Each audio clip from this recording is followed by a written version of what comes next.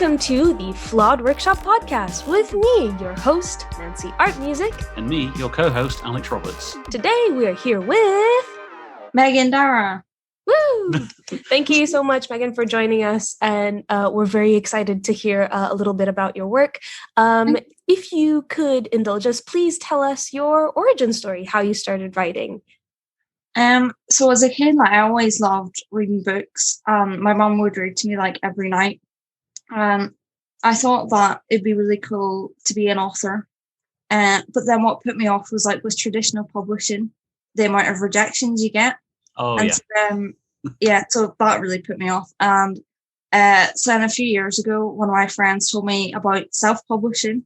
It's where you don't get rejected, you do it pretty much all yourself. And then last year, during the first lockdown in March, I started looking into it more. And that was when I pretty much started writing because, I had left my job in resale for a while because of the lockdown and COVID, because my parents, they're in their 60s and I live with them, so I didn't want them getting infected. Completely understandable, yeah. Yeah, so that was why I took the time off work. And I thought, I want to earn some money while this lockdown is going on. So I thought I'll write a book and I'll start publishing because, I love writing anyway. And I thought that would be a good way to earn some extra money. Was it the case that you had already started writing the two books that you've self-published prior to the lockdown? Or was it a case of, now I've got this time and this availability that I'm just going to go and do it? Well, before I had been writing, but only for fun, really. And then, when the lockdown came, I was just right, I need to start writing properly, seriously, and actually get a book finished. Because before, I had just been, going from one idea to the next. Whereas I think I just needed that discipline, if you know what I mean, to be right, you're starting this and you're going to finish it. So I started that in, I think it was the 21st of March. I started The Rehabilitated, and I finished that 4 months later. Oh, awesome. What was the biggest difference you found between sort of writing with the goal of kind of self-publishing and selling it versus writing the way you used to before March last year? I suppose before that I was just, writing 4 chapters, then getting bored because I had a new idea and starting that. Whereas this time I was right, you actually have to finish this.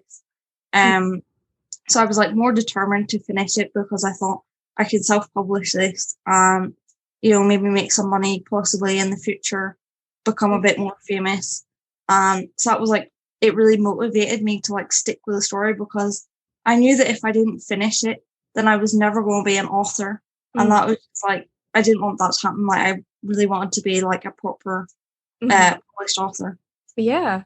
I definitely can I know the feeling because I've recently found that with music. I used to do music quite a bit before, didn't do it for a very long time, and now I'm determined to be a musician. And so I'm kind of rebuilding that, and it's very exciting. It is exciting, but it's also, at least from my experience with writing and being an author, it's that first time you sort of click to confirm you're finished on a project, I suddenly get filled with self-doubt of, have I edited enough? Have I missed something out? Or is this chapter even relevant or something like that?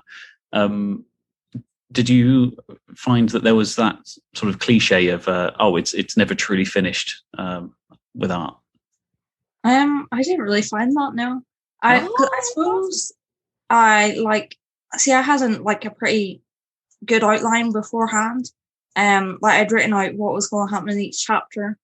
So I think that really helped. And then, I had people reading it, so that helped as well because I got feedback. And then I got help with editing. And I didn't really find that. I often find, particularly with the editing, as soon as someone else is looking at it, the amount of things you miss or just get picked up, it's because you're so close to it for such a long period of time. So to anyone listening, if you feel you're at the stage where someone should edit, do seriously consider getting someone completely detached from you to just go over it. They're not going to mark it down because they're mean. It's because they're spotting things that you're not seeing.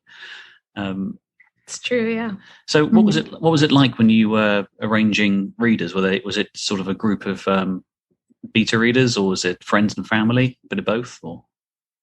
Basically, I write on these like websites, so I got the readers from there, and like I joined like this club thing where people read each other's books and give like feedback and critique and stuff. So that was like how I got the readers. And then I think my friends read like a tiny bit.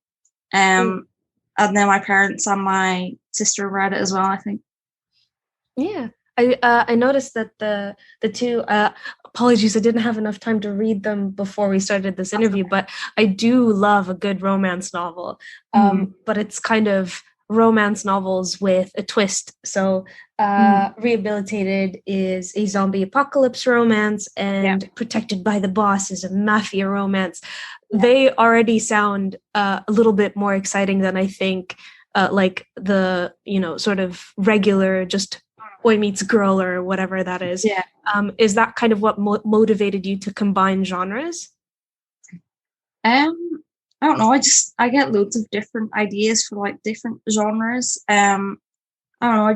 I love writing romance, but like with different areas, if you know what I mean. Like at the moment, I'm like writing the sequel to The Rehabilitated, and then I'll be writing a sequel to Protected by the Boss. And I don't know. I just love writing in like different genres. Like I have some sci-fi romance ideas, like fantasy romance. I just love like a range of different genres, really. That's good, because I personally find that I get quite stuck in sticking with about maybe 2 or 3 genres that I can link almost all of my work to. So for me, fantasy and sci-fi is something that I just don't feel I can write it very well. I like reading it, and I love being a part of it. I mean, there's some of my favorite pieces are sci-fi and things, but I just don't feel I can write in that regard. But it doesn't mean to anyone listening that just because you love a genre doesn't mean you have to stick with that. It's you can do multi-genre pieces, and it's all about. Would you agree? It's all about doing it for yourself first, and then for everyone else afterwards. Well, sometimes I take a bit about the audience, but it's more like what I want to write and read, if you know what I mean. Yeah. So I would say yes. The like number one person I'm writing for is myself. If you enjoy it, chances are someone else will enjoy it too. Hopefully. Which is something I always have to keep reminding myself when it comes to putting work out into the world. I quite often will get to the stage of, I don't think it's good enough. I don't want to share that. What will people think of it? And every single time I've put it out there, I've had really strong feedback, whether they've liked it or not. They've appreciated it. That's good. And what advice would you give to someone who is starting their writing career but wants to get to the next level where they're starting to get feedback but they're nervous? What advice would you give on that? I mean, I think it is like a thing that it's understandable to be nervous because, if you've never put your writing out there and you're maybe worried about like negative feedback, but you just have to remember that not everyone will like it. And, maybe there are ways that you could improve. So take the feedback. See what I do when I get like negative feedback. I'll maybe like disagree with it at first and be like, no, you're completely wrong. And then like, I'll leave it for a few days and I'll go back and look at it. And sometimes I'll be like, oh no, they're actually right. Whereas other times I'll be like, no, I don't think they are actually right. Because I think they're still wrong. Yeah, it just depends really. But I think definitely a few days away from the criticism really does help. And like if you go and look at like reviews of some like really big books, that like ones that your favorite book, and you'll see that not everyone will like it. Like there'll be bad reviews of those books as well. And I think that also helps when you're dealing with like negative feedback, just to see, not everyone will like it. Yeah, it's very nice to see when you're being a creative person doing something in your field, checking what other more successful, or I guess like the people that you look up to, what people didn't like about their work. So yeah, that's quite nice. What was the best? What were the best and worst bits of feedback that you got, do you think? I'm trying to remember. Oh geez, I actually can't remember right now. But I suppose the worst was one time when it like was protected by the boss. There's like this scene in it where she like gets kidnapped, and basically, the boss like goes to save her, and someone had said they didn't think it was realistic how quickly he got there. And I think they hadn't like read the full chapter, because like near the end she asked like, "Oh, how do you know where I was?" And then I think he said that he had like got out of the guy that he was supposed to go and pay like the ransom. And so I think they just like didn't fully read the chapter maybe. That was like the worst. The best, I suppose, just like the positive comments maybe, like saying that they like the book and they like the characters and they think they're relatable and stuff like that. That's quite good. It's always nice to be able to see actual people in the characters. I think that's a good sign that someone's written like a real person, because sometimes it's when you pick up a book. I mean, I'm not a big reader generally. I'm really into comic books because they have pictures in them. I'm still a child, basically. But it's even in that sort of kind of medium, you can see that people like sometimes people aren't written the way real people are, because the people in your head don't often act like real people. As someone who has had one particular experience living life in one way, it's difficult to imagine what somebody else might be like. So yeah, it's quite interesting. What was the most difficult part about just kind of sitting down and writing? I suppose the fact that sometimes I like procrastinate. So see, I write during the night, so sometimes I'll mean to like write at 1 a.m, but then I'll like get distracted, play games or whatever, and then I'll end up writing at like 4 a.m, and sometimes that'll lead to me like writing until 7 a.m, which like not good for my sleeping. I know, I suppose that would be the worst, and then the fact that I just find editing really boring. Yeah. Like last time I like edited after I had finished the first draft, and I think it took me something ridiculous like 6 months to edit the whole thing. And as well as that, I had been like, instead of like fixing the thing that I wanted to fix, I had just been taking note of it, which ended up taking so much longer. So this time I've like been editing as I've been going along, which I find it's a lot easier, and it's going to take a lot less time at the end. I find that I will quite often get, it's not necessarily writer's block, but I won't be happy with what I've previously written. So it will be an entire scene or paragraph, something like that. And I'll just think, no, I don't like that. I'm going to redo the whole thing. And it might end up being the 3rd or 4th time that I've rewritten this section. But when I get into that state where I can't quite explain how I want the scene to go, I will go back and edit other sections, just sort of as a mini break where I'm going into a different, like a more analytical mindset. You know, I'm not pressuring myself to be creative. It's very much the case of, is that apostrophe correct? You know, is that the right tense and things like that? So when it comes to your editing, are you a fan of just printing it all out, getting a pen and paper, or do you use things like Grammarly and the applications that are available? What's your favorite one and why?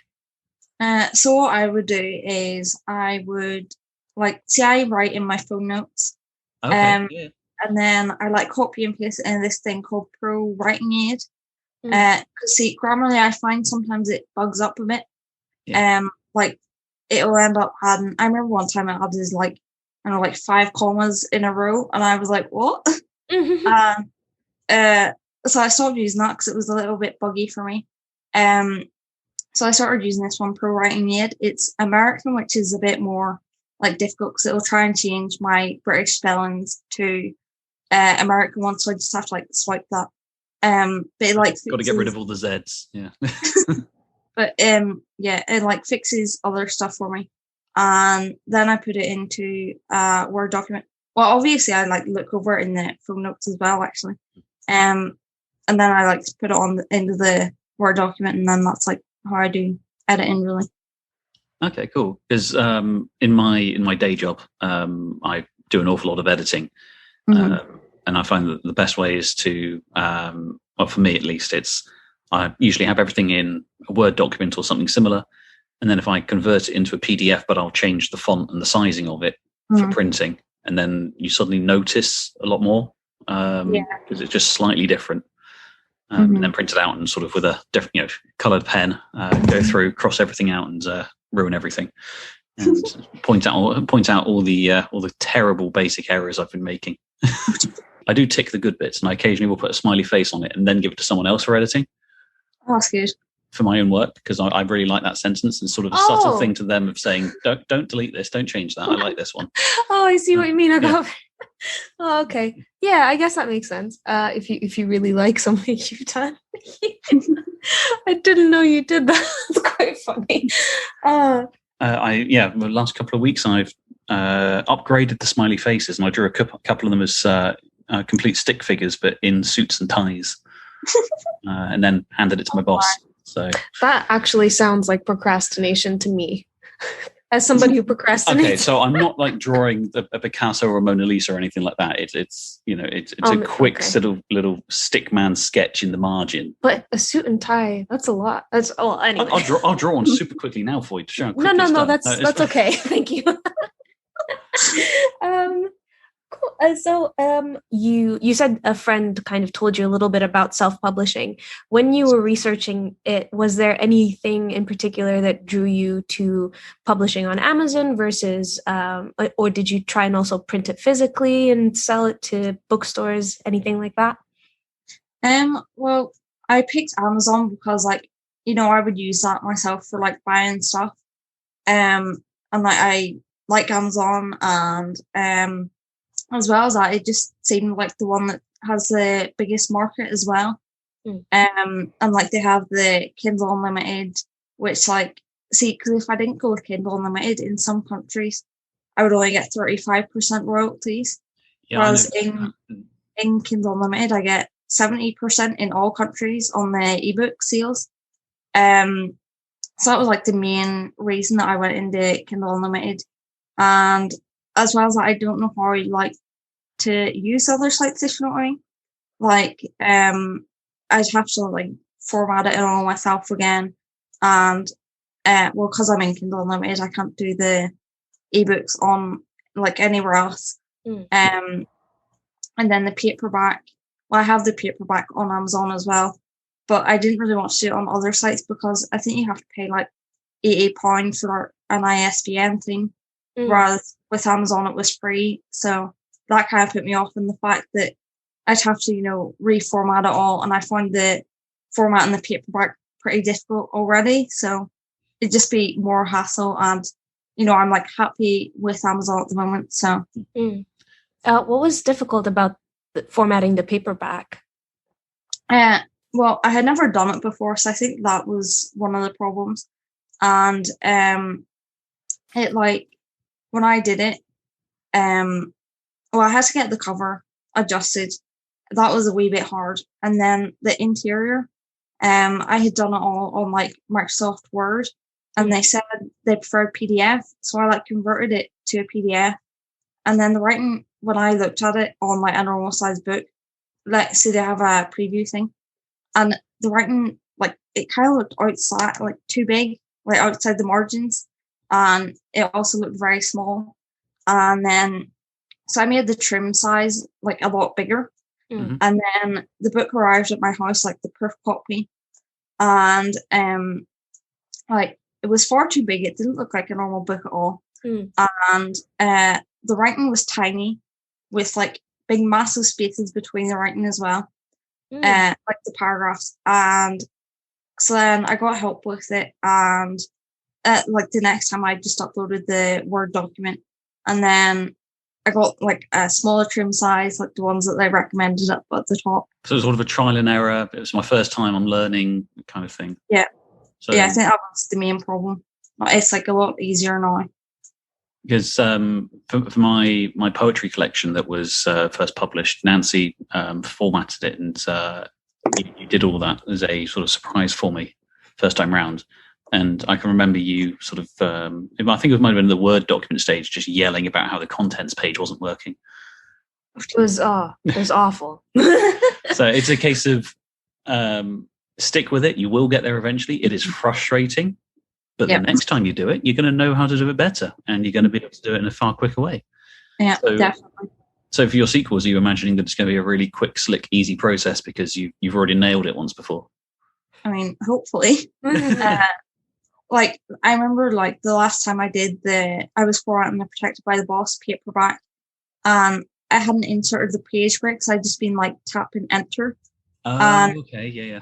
The chapters were, like, a bit of a mess, and I had ordered the proof copy without, like, looking at the preview, and it came out bad. But then when I inserted, like, the page breaks, it's fine now as well. So I just need to remember to do the page breaks and also, like, get the spaces between the chapter heading and the writing. I need to remember to do that as well. Just stuff like that.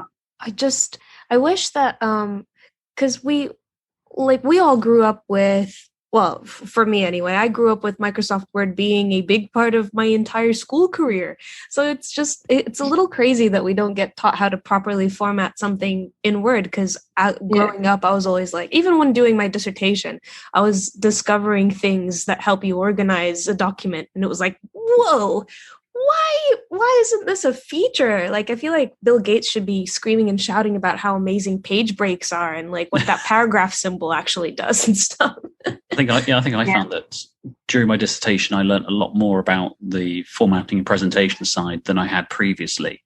But now, being several years later, things like there's a load of videos on different sharing platforms, YouTube, Skillshare, that sort of thing, where people will talk you through these sorts of details, and they're only 5 to 10 minutes long, but they are really good and filled with information. So would definitely recommend checking those out if you've never done editing beforehand. I really do. Sometimes I guess maybe that's what like a publishing house would do for you. I don't know what the sort of expertise, like if there's a formatting specialist or something like that. But I feel like when you get a preview of a book, like printed and sent to you, someone should be like, oh, that doesn't look right. Let's not send this, and send them an email very quickly just to say, hey, it looks really weird. Did you mean to make it like this? Because then you could say yes. And, if you want it that way, great. Maybe it's one of those really weird novels where you're supposed to kind of read them in different orders or something. But it's really weird to me. I don't get it. That would be a lot more useful, because the proof copies are like around £6. For like shipping and like the cost of the print cost. So every time I buy a proof copy, it costs me like £6. It's ridiculous. I think it's a weird. It makes sense because it costs it costs them printing materials to make and send you it, but how much more efficient would the entire process be? And I'm sure it's a pain for them because they get a new file. It has to go through their system. I feel like if they just had one person just flip through it for even under 2 minutes to just look at it and be like, that looks about right, before they send it to you, that would be very cost effective for the people that are using their services. It would be, but one of the problems is the bigger sort of mass-produced places just don't have individual people checking these things. It's a case of the onus is on you, and I think if you read the T's and C's, it's all a case of, oh, you need to make sure everything is done. So that's a shame. It's a conspiracy. They want good independent writers to spend all of their money and get nothing. No, what you need to do is make friends with a designer. Yes. And get someone like that who knows what they're talking about. And there are plenty of good designers out there, and most of them know what they're doing. So we were talking a little bit earlier about kind of one of the barriers being procrastination to doing your work. What do you usually use to kind of overcome that when it's happening? I just kind of be like, you have to start writing now, because like I get days off, and then there's like, I work 2 days a week, and normally I'm like too tired on certain days. Actually, on a Tuesday, I do like this volunteer at a charity shop, and I actually get up earlier than I would like for that, which makes me tired as well. So I suppose I think that I have to write on a certain day, otherwise, it'll take longer to write the book. And as well as that, to help me like get into the writing mood, I like put on music, and then that'll like help me to start writing. Yeah, I mean, it's just more discipline, really. Just I need to be like, you need to write now. So, like getting into a routine by picking a certain day. Okay. Yeah, so I try and write. I think like maybe 4 or 5 days a week. I don't know. It changes on how tired I am, like the mood I'm in and stuff. But I try and write on my days off mainly. Because one of the things that we're hoping to achieve with this podcast is finding the people that are still working, doing their 9 to 5s, just because that's they've got to make an income somehow, but they want to make the step to supporting themselves with their creations. And one of the big things that keeps coming up, I know it comes up for Nancy and I, but it's come up with a lot of people that we've spoken to, is finding time for yourself, because you've still got to when you get home, make food, do the washing, maintain your house and some sort of semblance of civilization. And by the end of the day, if you've had a long, hard day, the last thing you want to do is sit there and torture yourself by, with writer's block, or forcing yourself to get over procrastination. I was thinking about Dolly Parton's song 9 to 5, and I was thinking like, oh, so not only do people have a 9 to 5, they have a 5 to 9, because you get home and the first thing, recently with this podcast, the first thing I think of when I get home after work is like, oh, here's a list of things I need to do and that I want to achieve. And then by 8:30, 9 o'clock, you're like, oh, it's time for bed. Well, for me, because my sleep schedule is, I'm basically, the stereotype is old people go to bed really early, like 8, 9 o'clock. So that's me now. In my 20s. Because you're working so hard, you're just so tired. That's what it is. Right. Yes, of course. it's so when you do have a day off and you've had maybe a few days, quite tiring days beforehand, how do you then motivate yourself to basically go to your other job, which is writing, which can be an exhausting experience? I suppose it helps that I really love writing, and I don't know, to me it's sometimes quite relaxing, and it sometimes doesn't feel like a job. Like there will be days when, I can't be bothered writing, but I do it anyway, and that's like when it does feel like a job. But usually I find it quite fun, and I don't know, I just, start writing and find it fun, really. So I don't know, I don't really have too much problems, but I mean, there will be times when I am bored and can't be bothered, but I usually just write anyway, or sometimes I will just take the day off, Because one of the problems I have is that Netflix and things keep recommending a lot of things for me to watch, and they tend to be docuseries, which end up taking about 10 hours of my life away. Oh my! And it's a case of I'm not in the mood for writing now. I'll watch one episode. 3 episodes later, I should really go back to that editing I was doing, but I want to see what's happened with, I was going to say the main character, but it's not a documentary, so it's like the main person. But so I've been actively trying to restrain myself from screen time, I guess is probably the easiest way of saying it. What tend to be your main distractions? I'd say like on my phone, like I get distracted quite easily. See, I write on my phone because that's like the most comfortable for me. Sometimes I'll be texting people, or I'll be wanting to play these games on my phone, like a Star Wars game, or like I have watched a movie earlier in the day, and see, I like give movies ratings so I can remember that I've watched them. And so I'll go on to like IMDb, search the movie, then I'll end up sometimes like looking at reviews and seeing what the actors are in, what other movies and stuff. So I just get distracted like with that sort of thing. But yeah, or like Reddit. I'm on Reddit quite a bit. That's also quite a bit distracting. Reddit. Yeah, I know the rabbit hole that is Reddit. That's where we met. Yes. Oh, it's quite an interesting place. I love how supportive communities on Reddit can be. I think for a long time I thought it was a scary place on the internet. I don't know if you found the same thing, or how did you kind of get into, or have you found a good community on Reddit that kind of supports you in that way? I think the self-publishing subreddit is pretty good. They're pretty helpful. I do go on the writing community, but sometimes they can be a bit harsh, maybe. Yeah, that one can be overwhelming as a start, as like a newbie, and then there are some people on there that just don't have any tact. Mm-hmm. Or like they can be a bit critical, or like there's sometimes a lot of the time there's like new writers asking questions, and then because like the people on that subreddit have seen those questions so many times, they'll like downvote them and maybe like not comment and stuff. So it can be a bit rude, but then also like it can be good. Like I find it kind of like motivates me seeing questions sometimes, and it's like, right, I need to start writing. So it can be a distraction, but it can also like be a motivator.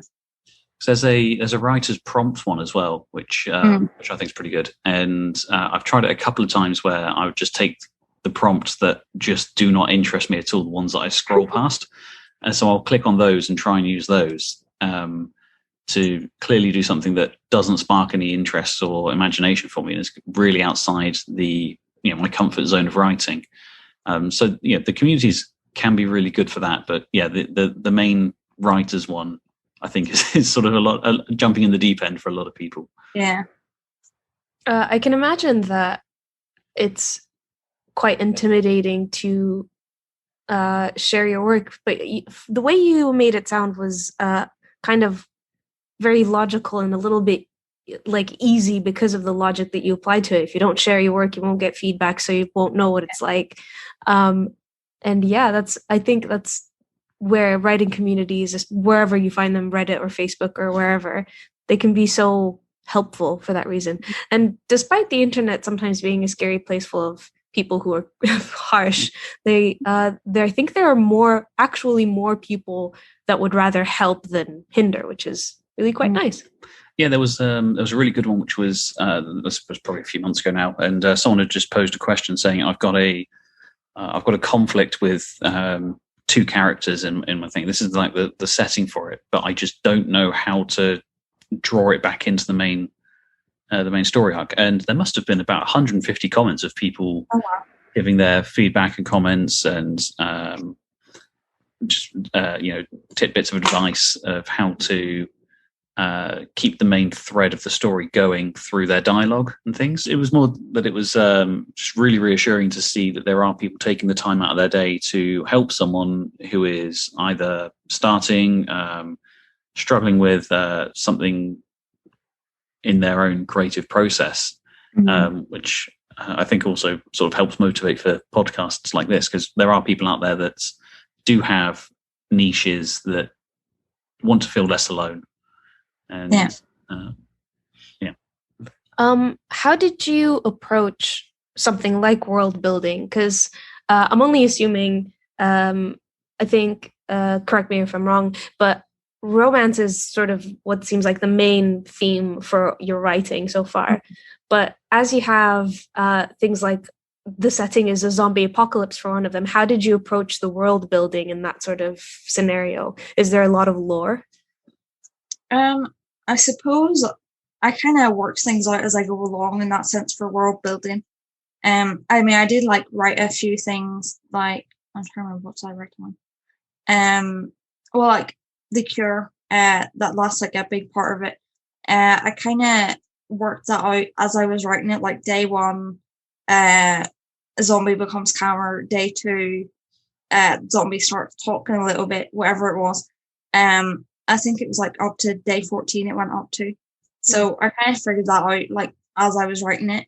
But then like the stuff about like it's more like talked about in the second book, but the fact that if someone is like fully like bitten too badly where they're going to die and they just die, like they don't become a zombie, or the fact that like if someone dies they don't come back to life as a zombie, it's like more of a virus, if not, like if you get bitten or scratched, and you're like you don't die, then that's when you'll become a zombie. So that's like one of the bits that I had to like write down and stuff. And the fact that it had been going on for 2 years as well at the start of the first book. I just like prefer, to get into the writing part. Like I'm not as fussed on world building really. So I'd just rather write than world build. I don't mind like plotting and outlining, although that will like change as I'm writing. Like last night I was writing, then I just like figured out this extra bit that I wanted to add in, and I was like, oh, I'll just add it to this chapter. Yeah, I tend to visualize my storylines and writing as like if I've got the main spine of it, it's just this timeline, it's the main story, and then you start fleshing everything out from there. So as long as that main chord is still within it, then you can add the ribs, you can then add the muscles and things like that. And that's how I tend to visualize it. But like you were saying, working things out as you go along is definitely one of the things that I do. You don't need to have every single piece of information memorized or written down before you start writing at all. It's no, not at all, not at all. And like you were saying, you discover things about your writing as you're going through, and you find out there's a new scene, there's a new idea, a twist, or actually this character's going to do that instead. Because you do flesh them out and you do develop them. So do you find the same approach works for characters and kind of building them as well? Yeah, usually I'll have like maybe a little bit of a base, like some characters within the Rehabilitated are like loosely based off of like people I know in real life. And then, but I like change things obviously. And like some of the characters that I have were actually like made up as I was writing. It happened more within Protected by the Boss. Like one of her friends, Marcel, was like made up on the spot pretty much, and her bodyguard Leo was also like made up on the spot pretty much. So some of them are like some of the characters are made up as I'm writing, because like they weren't planned at the start. I usually only like plan 2 or 3 main characters usually. Yeah, I can imagine that it might be difficult to kind of like really expand upon every single person, because then I guess it detracts from where you're going with the story. Oh, when you get people like George R.R. Martin, where you've got entire family trees that of individual characters that are really pivotal to half the plot points and things like keeping track of that. I just don't even have a clue how to do that. So kudos to people that can do that. That's a skill that I don't have. I'm very much like you. It's a case of I've got maybe up to 6 characters that I want to have the focus on. And then there's sort of secondary characters that sometimes are made up on the spot or fleshed out in editing. Yeah. Would you say building a character is sort of the main focus of, or what your favorite bit of the story is, or is it more about the plot? I don't really know, because obviously you need the characters there at the start. I suppose when I'm like coming up with my ideas, I would think of the characters first, and kind of like build a plot around that maybe, or have like a general plot idea, like say zombies like that, and then I'd have the characters, and then I think, right, how am I going to make this interesting, or what am I going to do with this? And so I like coming up with the characters, and I really like outlining as well. Who would you say your inspiration was in terms of writing? Is there someone you look up to when you're or someone you're trying to emulate? See, as a kid, I loved Michael Morpurgo. I read loads of his books, and like I thought they were like most of them were very emotional, and like I loved them, but I also didn't like the emotional side. But I thought, it's like good, if you know what I mean, because it like his writing is so good that it brings out those emotions. So I really like him, and I've actually been reading George R.R. Martin's Game of Thrones series, so I'm on like the 2nd book now. I mean, I do like his writing style and all, but I don't like the way it takes him so long to write books. Yeah, I think I've already mentioned this with another writer on this podcast, but I love that interview of George R.R. Martin interviewing Stephen King and being like, how do you write so much? And Stephen King's like, well, I just write 4,000 words every single day without fail, whether they're good or bad. And I'm like, Wow. That's crazy. I'm not a writer, but that sounds like a lot. That's half a dissertation. No, That's how I measure it. Stephen King's a bit of a machine when it comes to writing. The most I wrote in one day was like 2,000 words and something, like a few hundred. But every writer's different. I can go weeks without writing anything more than maybe 100, 200 words a day, or in a sitting, and then suddenly it'll be 8,000 words in one night because I've had this flash of inspiration. That's crazy. And we were talking to another writer who's sets himself the target of writing like 10,000 words a week. That's not too bad if it's coming out of your own brain. Yeah, I feel like it would, like, as a non-writer, it would be interesting to kind of do that as an exercise. I'm DMing, which is dungeon mastering, a game for a couple of friends who haven't played Dungeons and Dragons before, and I'm all of a sudden writing a bunch of lore and trying to figure out like what the world is like and who the like leaders are and where they came from. It's kind of getting out of control. So I would dread to be a writer just because I don't think this book would ever end. Oh yeah, you can find yourself in a rabbit hole really quickly. And did you find anything like that for your writing? I suppose because it's like planned out, like that really helps. So before I like start writing, I'll usually know roughly how many chapters it will be. Like the one I'm writing at the moment, the sequel, it has 50 chapters, and I haven't really added or removed anything too much from that since the beginning. Maybe started 45, I'm not sure, but it wasn't like too many chapters added or removed. So I usually have like the beginning and then like an end in sight before I even outline. So I don't really find that I get stuck writing too much, if you know what I mean. Yeah. No, it's good. It's a good way of doing it. I'd love to try that. How do you decide how long each chapter is? I suppose usually just when I'm writing it, like it will be as short or as long as it needs to be. I think my shortest chapter, like all time, was around 200, 100 words or something. And then my longest was around 8,000 words. So I suppose it just depends on each chapter, how long or short it will be. I mean, I do prefer having it up around 1,000 words, but if it's less, that's okay, because there's no point in like adding in filler that doesn't need to be there. Or if it's long, I don't usually try and cut that because, I think it's usually fine to have, like, I think it's good to have a range of word lengths for chapters, because you don't want to be like reading maybe like 5,000 words every chapter, maybe like a 5,000, then a 1,000, and then 2,000 or whatever. I guess it depends on. I never really thought about the functionality of chapters until just now, because I guess it's to give readers some room to absorb the story, I guess. Yeah, and easy transitions from scene to scene, particularly if you've got a chopped up timeline or chopped up character perspectives and things. They really do help give structure to it. They're not they're not always necessary. I mean, I'm writing something at the moment that is technically 4 chapters, but it's based on 3 characters. So it's sort of done perspective wise, and then each one is sort of an elongated stream, but still needs chapters to break it up to make it make sense. Yeah. And I think what you said about the not worrying too much about the length of it is really important. I've read a few things where you get to a short chapter where clearly they've gone back and put in a load of filler that just doesn't need to be there, and if anything, it detracts from it. It detracts from the story. So I don't know if you've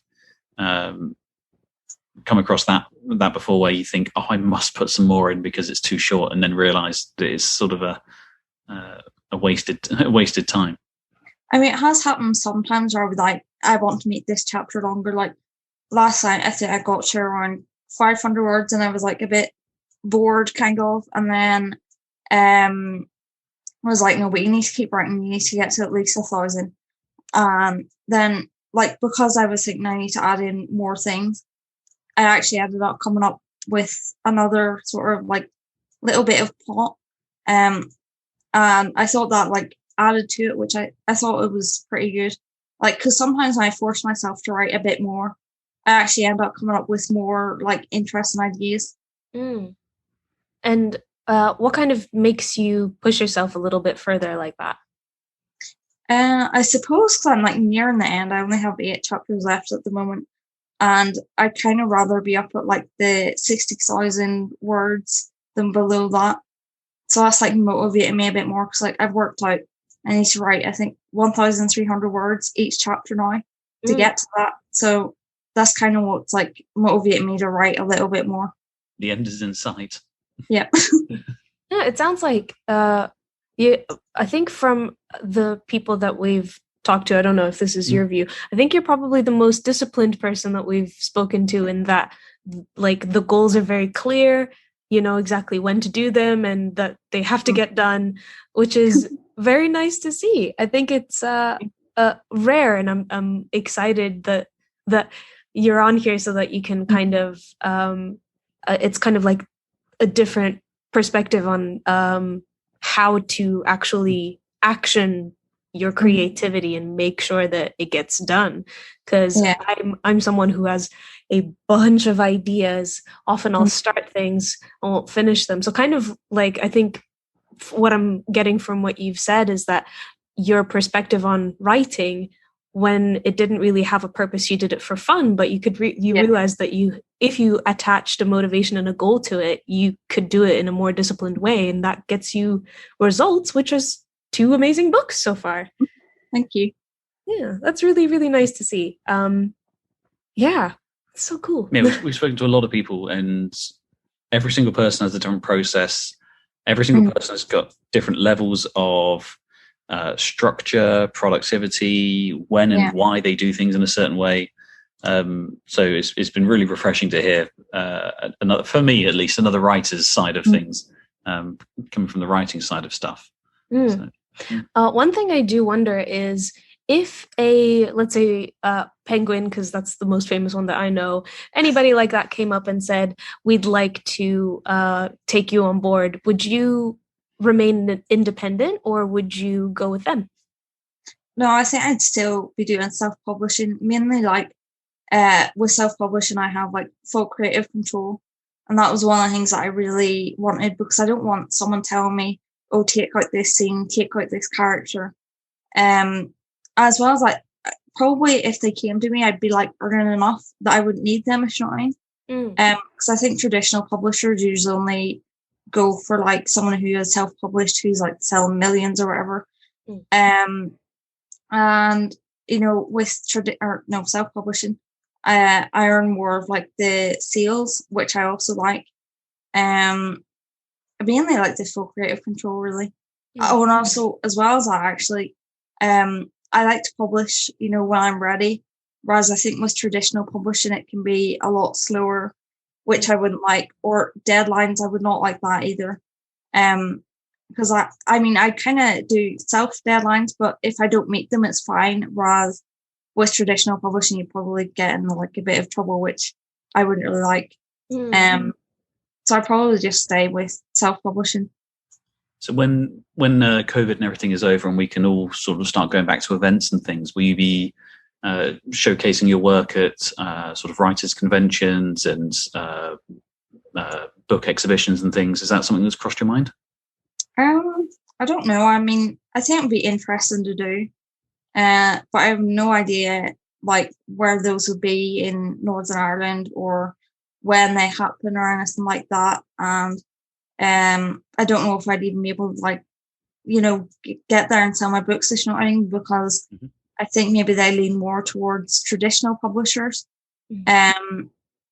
Well, people who are traditionally published, not traditional publishers. No, don't worry. But yeah, so I mean, I think it'd be interesting to look into, but I don't know how like plausible it'd be to actually like get there and sell books. As well, the other worry would be that I would like spend whatever amount of money on like buying copies, and then no one would buy them. That would be like a real worry that I would have. True, very true. But one of the incentives is, of course, a signed copy. You know, meet the author sort of thing as well. Oh, so, I think that would be really cool. Yeah. So for my next thing, I'm looking at doing if there are any sort of small bookshops and things that would take on either, if I'm doing poetry or something like that. I was like, hey, do you do evenings and events and things? I want to do a soft launch of this. So I'm not sure if there's anything in Belfast that would facilitate that sort of thing. But. I don't know. I mean, one of the things I had thought about doing was like going to like a local library or something, asking, can I sell my book there, and like do a book launch sort of thing, and then invite like family and friends, and hopefully they would buy a copy and I could sign it and stuff. So that was one thing I considered doing. Yeah, because there's so many ways to market your product, and online I think is the easiest, most accessible way for most people, and especially recently, you don't have to figure out what time to get there, whether you have to do like bring X amount of things. There's marketing your products online is a lot more easy because there's a lower barrier to entry.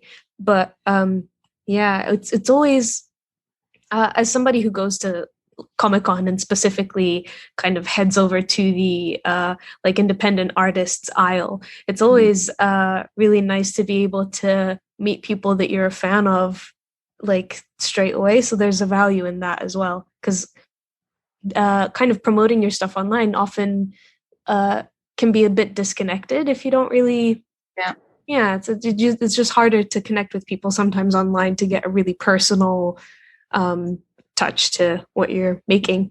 And I don't know if it's just me because I haven't necessarily done it a huge amount, but I feel that if you're a visual artist, going out and promoting your work and selling your work is far easier and more eye-catching to do than pushing a book, because it's it is quite literally judging a book by its cover. You can see the artwork and the things that people have been making in the portfolio, and then having to take a minute to read a blurb or just ask about what it is that happens in this story. It's a bit harder, I think. Yeah, I find that even for graphic novels where you can very easily see whether you like something as simple as the art rather than the writing first. It's the authors that are there usually tend to have an elevator pitch prepared so that they're like, this is what my book's about.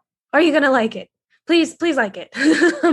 So it can also sometimes be a little bit of pressure for somebody who's just looking around, as I tend to be doing, because sometimes it's expensive to go to Comic-Con. I'm going to yell at you for 10 seconds and then please buy my stuff. But as also, I understand that feeling. So I do often want to buy everything, even if I won't necessarily enjoy it, just to be like, I like that you're creative. Please continue being creative.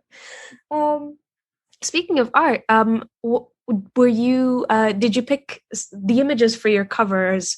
Was there somebody that designed them for you, or did you pick them from something online? So with the first cover for the Rehabilitated, my friend, he did like the inside heart, and then I did the rest of the cover myself. And with the second book, Protected by the Boss, I did the cover myself as well. I don't know, I just find it can be difficult, especially when it's like a new book series and I'm thinking, right, what should I do? But I think it helps when I like go on Amazon and look at stuff within like the same genre. I find that really helps with creating the artwork and stuff. And then I just like get free images and use those and put it all together on Canva. It's like this app thing. Canva is really good. I use it quite a bit for my Instagram posts when I'm sort of creating something from there. It's really important to try and visualize the front cover that represents the work that's happening on the inside, and I feel that is somewhere that a lot of authors can fall down, because they think, oh, the work, like I've written it, the hard work is done. This bit's the easy bit, I just pick a picture. So what advice would you give on someone when it comes to finalizing and deciding on a cover? I think it really helps when you look at like the other books that are like bestsellers and stuff within that genre, or the ones that are on the front page of Amazon or wherever you're looking to buy. And I think it really helps to look at those and maybe, try it yourself. If you can't do it, try and find like a friend who's artistic If you don't have that, then you can go on like, I've heard people getting artists off of like Fiverr, Upwork, those sorts of places. Also, I think if you're like going to buy it off of someone, you should like look at the previous artwork and see if you like it. Yeah, I think that is probably the advice I would have. Another thing to add to that, I would say something that artists and creative people oftentimes forget when they're first starting out is any sort of legal rights that you need to make sure that you can use the images commercially. Because I have to admit, I made that mistake even with this podcast where I kind of hired a friend of ours to do the logo, but I didn't really specify that I wanted it, how I wanted it used. So I think that's really important, especially if you're talking to somebody online, especially when it's outside of Fiverr. I think Fiverr sometimes has little tick boxes that say like, oh, you can use this creatively, commercially. Whereas if you've like found someone on Instagram or TikTok, like I usually do, sometimes it's very difficult to figure out, especially if actually they might even be in the same boat. They might not know that that's something that you could use to profit off of. It's very easy to get caught up in the excitement of, oh, I'm finished and I'm getting the designing done and I'm getting the cover made and things. It's like, just you've got to take it, walk before you can run. Do read everything and make sure that it is going to tick all the boxes that you want it to tick. But I think with something like that, it's with the legal side of things, it's not something people often think about when they've just purely been creative. So that's why I think a lot of people miss it. Yeah. We've talked for a little while now about sort of the process and writing and all that sort of thing. Is there one big important bit of advice that you would give to writers out there? I suppose just find the process that works for you, like whether that's doing a really detailed outline or having no outline and just, writing and figure it all out as you go.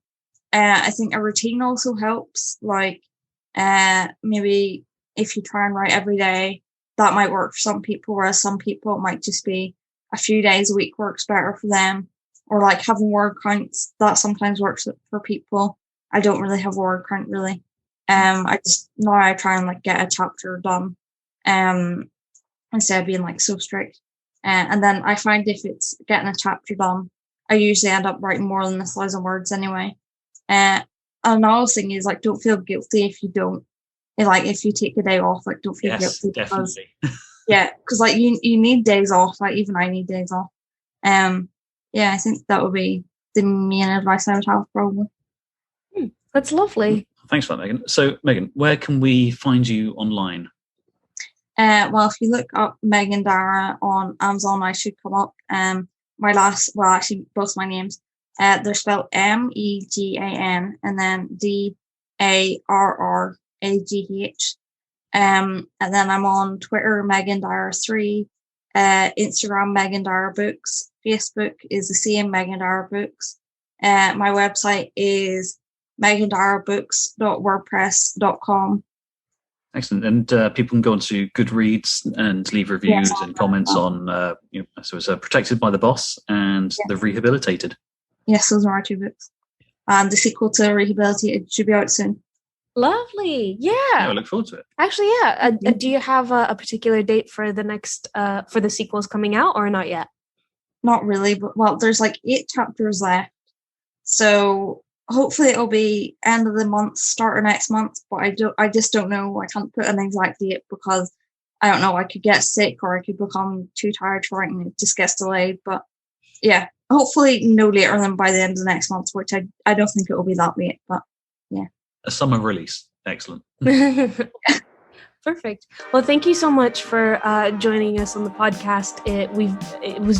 It's so, like I said, it was really nice to get a completely different perspective from what we've had previously with our other writers. So yeah, thank you very much. Well, thanks for having me on. It's been great. It's been great chatting. Thanks. Lovely. Thank you.